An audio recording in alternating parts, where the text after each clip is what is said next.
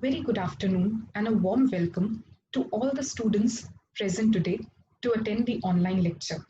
I, Professor Shivangi Sethi, hold immense pleasure to begin with the new session of second year BBA semester 3 with the subject of human resource management. I would have been glad to conduct a classroom lecture with one-on-one interaction, but as you all know that due to this current pandemic situation, conducting an online lecture is the need of the hour. So I hope and believe that you all would be even more attentive and regular for your online classes.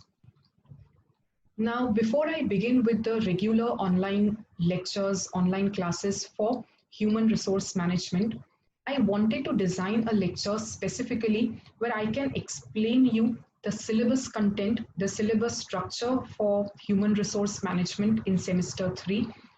This particular lecture, I would be explaining all the different units that have been covered in this subject. And in every particular unit, what are the topics you are going to study, that also I shall be covering in this lecture. So I hope at the end of the lecture, you will get a very nice idea about all the topics that have to be covered for human resource management. Now, as you already know that from the last year, there has been a change in the pattern of BBA, also in the pattern of the subject and the contents covered into it. Similarly, even we have a new syllabus for human resource management introduced the last year.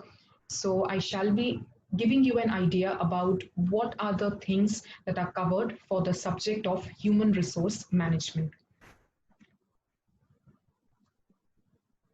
You can see all the units on the slide, and also the weightage has been shown on the right hand side. Along with that, I have mentioned all the contents, all the topics that one needs to cover in every unit. To begin with, you have unit number 1. It talks about human resource management. That is the name of your subject itself. So it is core part of your subject. The weightage you can see is 25%. Now, within this unit, you can see the following topics that have to be covered. Before I jump on to the topics, I would like to ask you a very simple question as to what do you mean by management? The very first thing that you might have studied about management was a very simple definition, that management is the art and the science of getting the things done through the efforts of others. I would again ask you another question as to what do you mean by a resource? You would say anything that can be used to produce something or to make something, it becomes a resource. Anything that becomes helpful to us in any manner becomes a resource for us.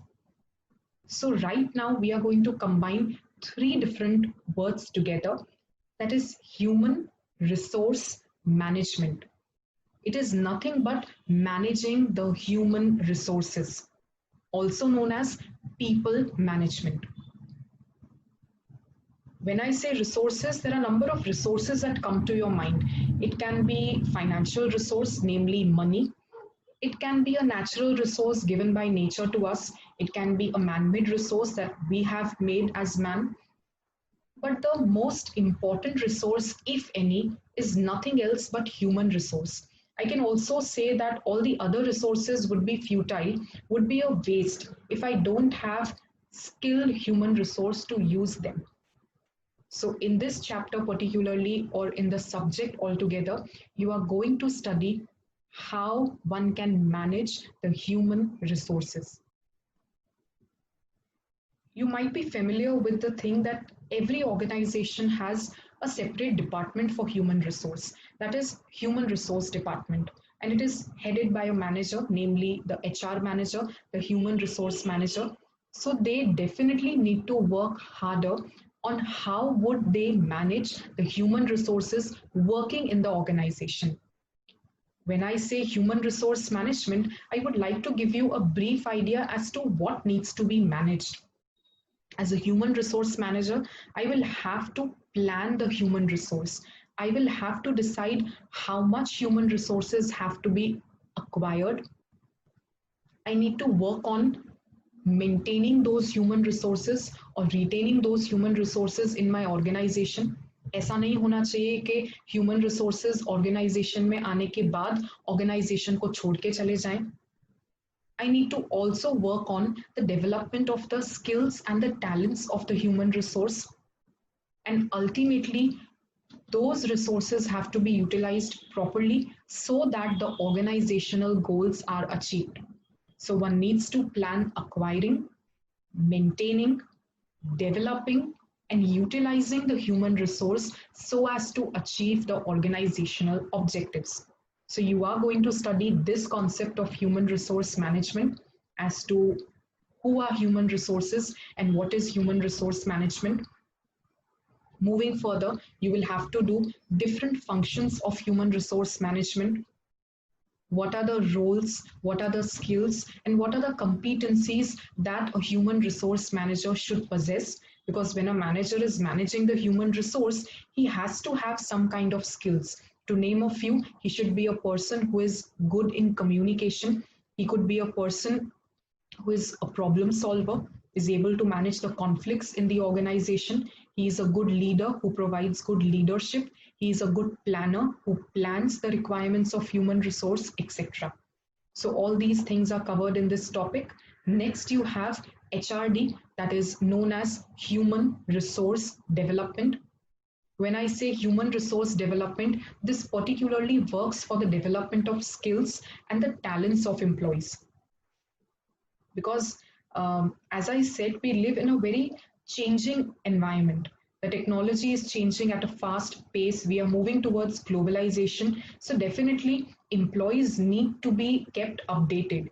Their skills, their talents are always to be brushed up so that they always remain competitive for the business enterprise. So you will be learning the definition of HRD, what are the goals, what are the objectives, the purpose of human resource development, what are the challenges that are faced because of human resource development.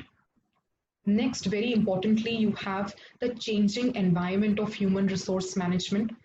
Because if you compare the human resource management earlier, and if you see the human resource management in today's scenario, there is a vast difference. And it is because of that changing environment of human resource management. There are topics pertaining to globalization, cultural environment, technological advances, workforce diversity. I would like to speak a little on it also.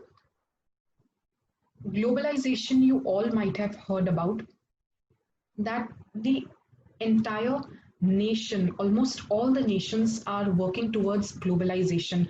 All are getting globalized, where technology can be imported, any form of raw material can be imported, any form of resource, whether it is finance, there is easy mobility. आप किसी भी nation से बहुत easily ये resources को import कर सकते हो. But when it comes to human resource, probably it is the only resource whose duplication is not possible. I cannot duplicate the same resource in more than one nation or more than one place. So when the nation is going towards globalization, I as a business enterprise or as an organization, if I have skilled, talented, and competent employees, if I have such efficient human resource with me, definitely the business enterprise can reach a competitive edge in the market and would be able to survive in this competitive world. There is changing cultural environment also that affects human resource. Human resource, or especially the workforce, it is a diverse workforce. People come from different backgrounds, different cultural backgrounds. They follow their own attitude. They have their own abilities. They have some kind of values, beliefs, some kind of ethics that they are following. So all these diverse cultures or diverse workforce also has its impact on human resource management. Talking about technological advances, we all know that technology is changing at a very fast pace. Something is introduced yesterday and something new comes up today. There are new inventions taking place, new techniques are introduced, new form of machinery, new raw materials are introduced. So always human resource management needs to focus on how the human resources will be kept updated about this technology. Your employees cannot remain obsolete or they cannot remain outdated, because if they are technologically advanced, it will increase the competitive edge for the business enterprise. It will become very easy to survive in a competitive world for that enterprise. The other topics that are covered in this unit, it is corporate downsizing. So simply, if I can explain, there are some employers, there are some business organizations that at some point of time like to reduce or downsize their units. It could be reducing the number of organizations, it could be reducing departments, or it could be cutting down the jobs of employees itself. They do so to increase their profitability and to have a cut in the cost. Even in today's scenario, the pandemic that we are facing currently, you may be reading every day in the news how people are losing their jobs and how the unemployment rate has increased so much. So this is one kind of corporate downsizing. Changing skill requirement as the technology advances, even the skills required changes. There are a number of skills that are required by a human resource manager to manage the human resource. The human resource management support for improvement programs, they need to develop strategies, they need to develop programs. How can the human resource be improvised? How their skills, their talents can be developed? Work-life balance is again a very important topic where the human resource management aims at helping the employees maintain a work-life balance. When I say work-life balance, it doesn't only mean having a balance between the work and the family life, but whatever the worker is doing, whatever work he is performing, he also has to enjoy that work. There has to be a balance. He cannot always be working, because then it would have its adverse consequences and negative impact on that employee. So a balance has to be maintained between his personal life and the work life. I'm not trying to go into detail, but one thing that again that comes to my mind, human resource management is also focusing on the individual goals of an employee. Organization अपने objectives तो achieve कर ही रहा है, but along with that, its focus will be on the employee's personal goals as well. Because that is the only way you keep your employees motivated. They are more loyal towards the organization. Thereafter, there will be HR's role in strategy formulation and gaining competitive advantage. As I said, there is globalization, there is technological advancement, there is changing culture and changing environment everywhere. So even HR needs to perform its role, how to frame a strategy wherein those changes can be adopted and thereby competitive edge can be achieved. When there are a number of rivals or when there are a number of competitors in the market, one needs to stand up and one needs to create its own position also. And that will happen only when the human resources are skilled and updated. Lastly, you also have some human resource management issues in Indian organizations. There are a number of issues that takes place within the organization that needs to be dealt with. A human resource manager needs to manage these issues and these challenges also. So I hope I was clear with the contents and the syllabus structure for Unit 1, that is Human Resource Management. I would not like to go in deep for every particular topic because we are going to discuss them in depth in the coming lectures. So I'm just going to give you an overview about the entire syllabus and whatever topics are covered into that. Moving on, unit number 2 that talks on human resource planning. The weightage you can see is again 25%. In unit 1, you have understood the topics pertaining to management of human resource. This unit would be talking on planning of human resource. Now, Even planning, you might have heard at a given point of time, it is a managerial function. I can say probably the first function from where management begins. When I ask you, planning is done for past or whether it is done for present or future, the answer is planning is always done for future. Second question that comes to my mind is, why should we plan? Why can't we go just with the flow? So one needs to plan about future because as we know, future is uncertain. I do not know what will happen in future, but if I predict with a little certainty, at least I can prepare myself in the present scenario itself. So here also we are going to do planning, but that planning will be for the human resource. When I say planning human resource, the human resource manager will have to estimate the requirement of manpower. That is, one needs to estimate the manpower demand and the manpower supply. कितने employees की ज़रूरत है और कितने employees organization में actually है, that has to be estimated. Because neither over recruitment is good, neither under recruitment is good. If you require some 20 employees and if you have recruited 25, they are already disguisedly unemployed. So that is again of no meaning. It will be increasing the cost for the organization, the burden increases, the profit gets reduced. On the other hand, if I require 20 employees but I have only 10 employees in my organization, तो वैसे भी objectives achieve नहीं होंगे, काम ही नहीं होगा, targets won't be achieved. So both the situations have its adverse consequences. So in this unit, you would be studying as to what is human resource planning and why would we do human resource planning. So you can see the topics that are covered. It is human resource planning process. There is entire process that you have to study wherein we get to know how human resources can be planned. As I said, when we are planning, we are forecasting the demand and the supply. Demand and supply of what? Of human resources, as to how much human resource is required and how much is actually available in my organization. So always a manager needs to have a balance between the two. Skill inventories. This is again a topic where you need to study about how an inventory is kept for the skills.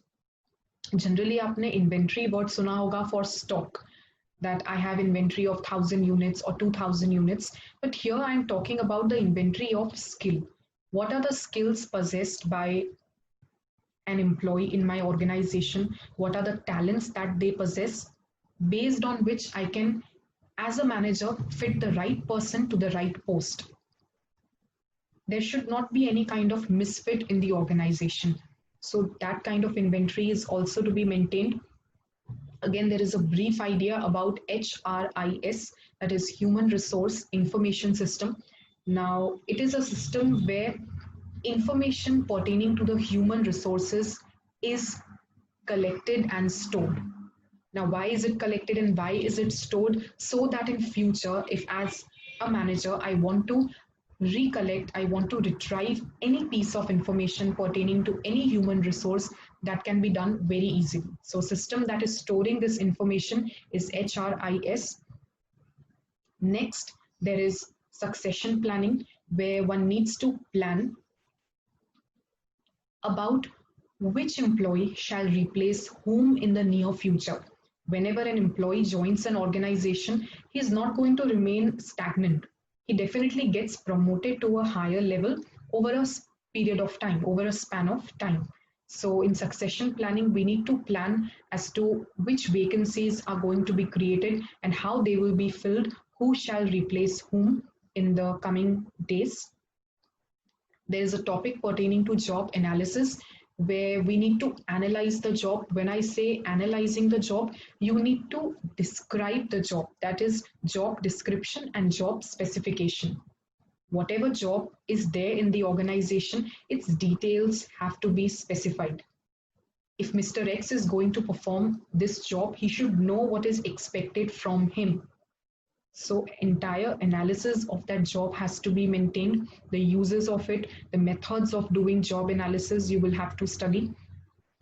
Thereafter, you will have to study about recruitment, selection, and orientation of the employees. As I said earlier also, human resource management pertains to acquiring the human resource. When I say acquiring, it is nothing but recruitment. So the human resource manager will have to work on recruiting the people. Once I recruit the people, that is, I invite few people in my organization, I need to also select people. हो सकता है कि 200 people you have invited in your organization for recruitment, लेकिन 200 लोगों को तो मैं select नहीं करूंगी. I am in need for only maybe 20 people. So those 20 people will be selected out of that lot of 200 people. Lastly, those who will be selected, I would also be giving them an orientation in a way. I will be explaining to them the organization, the rules that are followed in the organization, the job that they are going to perform, and what is expected from them. That would be covered. Thereafter, you have topic pertaining to the resources of recruitment and selection, namely the internal resource to recruit and the external resources to recruit. The last topic that you can see again talks about recruitment, selection, and orientation. But if you see carefully, there is a capital letter E that has been joined as a prefix. That E is nothing but electronic. When the recruitment, when the selection, when the orientation becomes electronic, becomes online, it becomes e-recruitment, e-selection, and e-orientation. So even those topics will be covered. Actually, this is also known as EHRM, that is Electronic Human Resource Management. So this was your topic all about human resource planning. I hope I was clear to you up till here. You have another unit now, that is unit number 3, talking about training, career planning, and compensation, covering a weightage again of 25%. So all the units that you can see, every unit is having a weightage of 25%. You can understand one thing, that in the entire subject, whatever contents are covered, they broadly talk about only one factor, that is human resource. When I told you that human resource management not only focuses on acquiring the people or retaining the people, it also focuses on developing the people. The human resources which are employed in your organization have to be developed. When I say development, their skills can be developed only when they are given good amount of training, when their career is planned. So those topics are covered in this unit. To begin with, there is a topic on training as to how the employees would be trained. What is the need of training? We definitely know in the changing scenario, changing business environment, and the technological advances going on, you need to train your employees. Because if your employees are not updated with the current technology, if they tend to get outdated, they will become obsolete, and ultimately organization as a whole will not be able to survive in the competitive market. The systematic approach to training and the methods of training you would be studying. Methods of training, again, there would be some on-the-job methods where employee can get trained within the organization.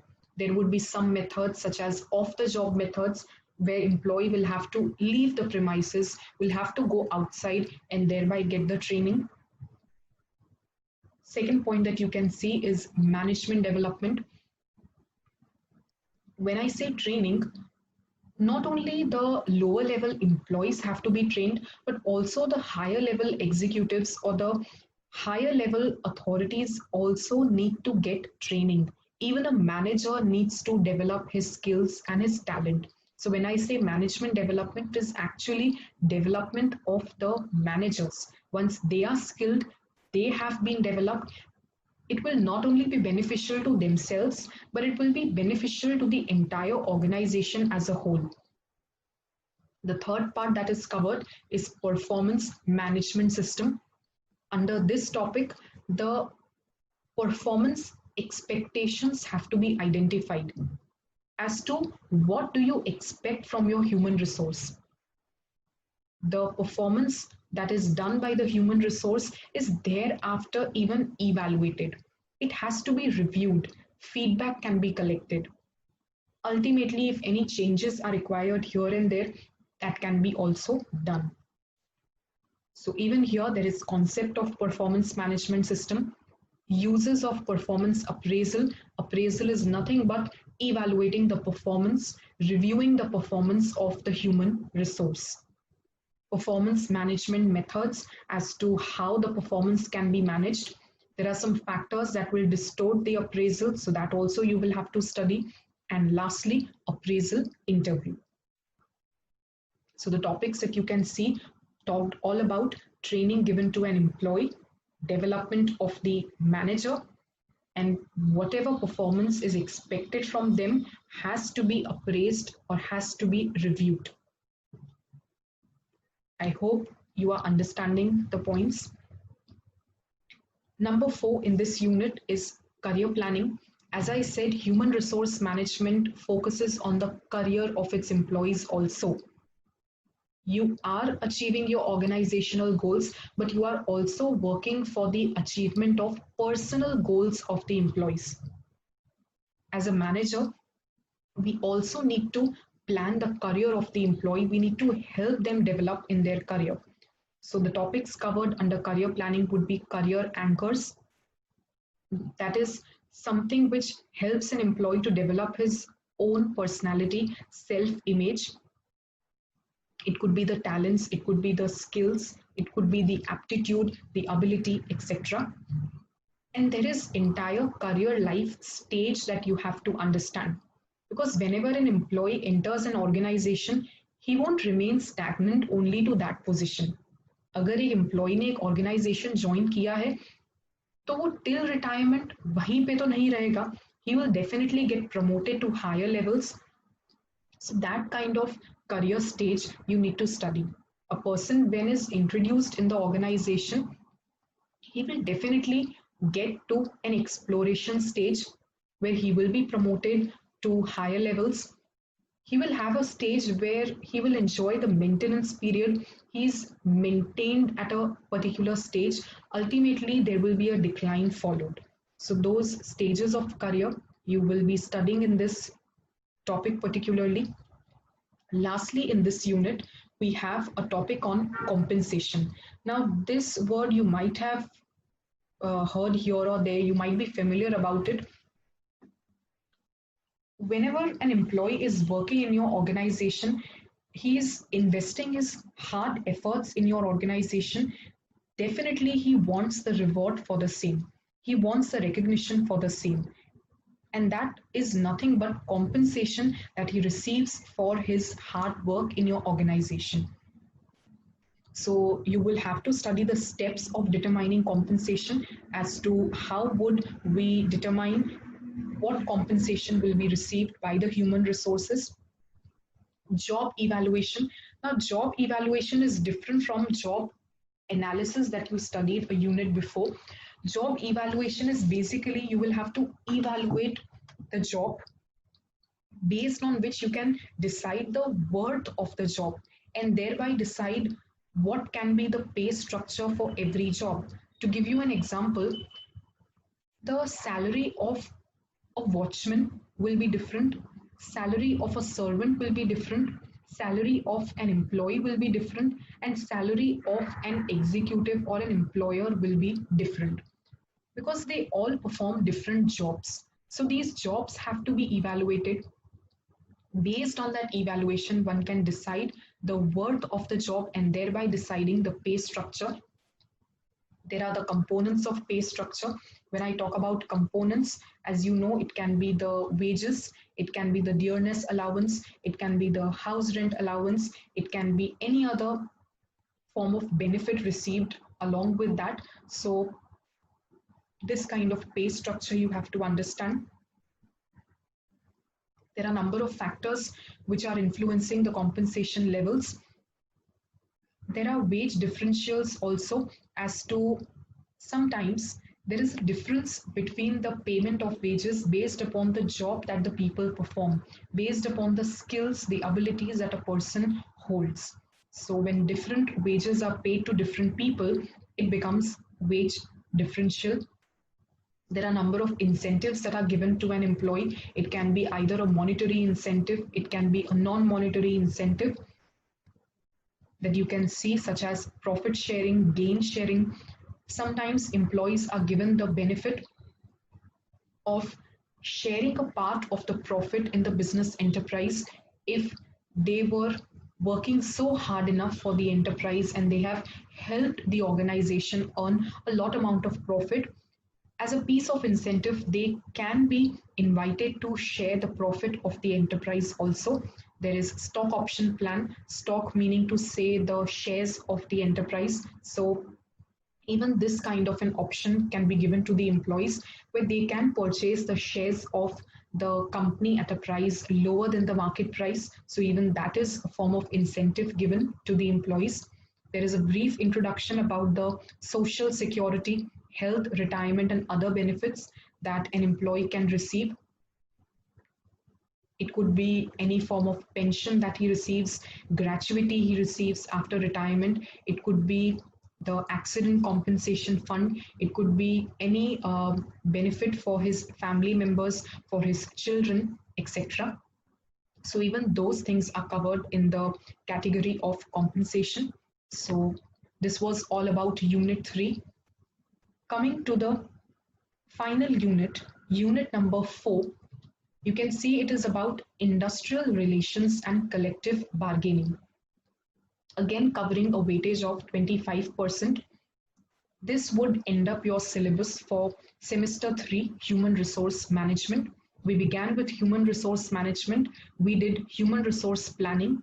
We also decided about the career, about the compensation, about the job description of an employee. Lastly, when there are so many employees working in the same organization, there is definitely going to be a difference of opinion.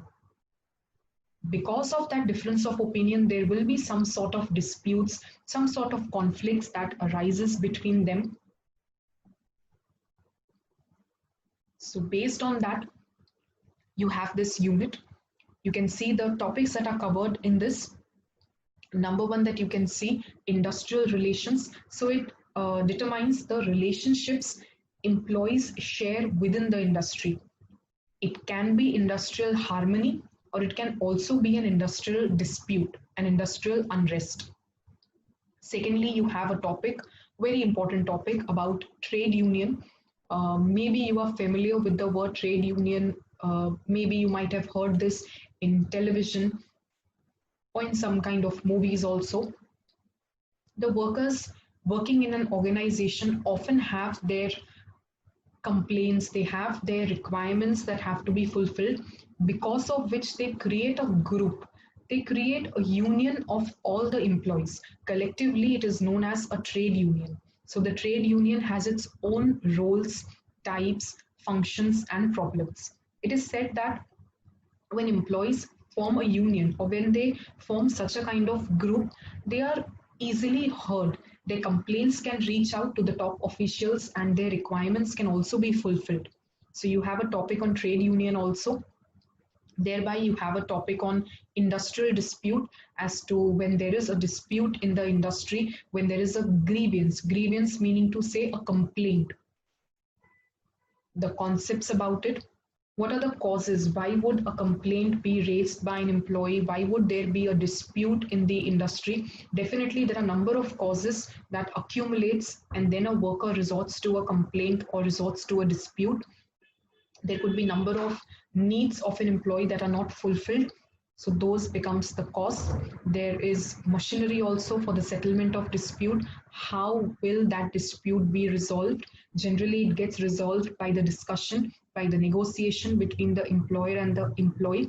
Sometimes even a third party has to be welcomed, usually known as an arbitrator, who discusses the matter and then decides and gives his final decision that will be binding on both the parties, namely employer and employee.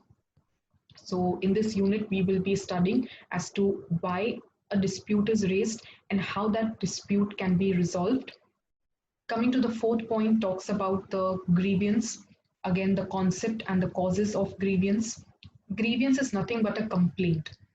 The redressal machinery meaning to say how that complaint can be resolved, how discipline has to be maintained in the organization, what is the aspect of discipline, and what is the procedure one will have to follow to maintain the discipline in the organization. How we can motivate the employees to follow the rules, to abide by the rules and regulations of the organization, and thereby maintain discipline. Lastly, you have a topic on collective bargaining. Now, when I say collective bargaining, it is actually the most important benefit of framing a trade union. If a single employee has a complaint and he goes to the top officials, maybe he is not heard well enough. Maybe he is ignored and his complaint does not reach, does not get solved. But when there is a group of workers forming a trade union and then they come up with their complaint to the organization, they are well heard about. So that is nothing but collective bargaining. When employees form a trade union, when they become united, their bargaining power increases a lot. They are able to represent their complaints efficiently, their complaints are heard, and they are solved easily and effectively. So you need to do the concept, the types of collective bargaining, the process as to how collective bargaining takes place, what are the problems of collective bargaining, also what are the essentials of effective collective bargaining. Because when employees are resorting towards collective bargaining, they cannot resort to illegal means. Whatever they do has to be within the ambit of law. So this topic was all about industrial relations and collective bargaining, which covers up your syllabus of human resource management. In this entire lecture, we have talked about all the 4 units of human resource management for second year BBA semester 3. We shall be discussing every chapter in depth in the coming online lectures. I hope this video was useful to you and will be beneficial to you, not only to understand the topics you are going to study, but also in your coming lectures. Thank you very much, and see you soon in the next lecture with the first chapter, that is human resource management.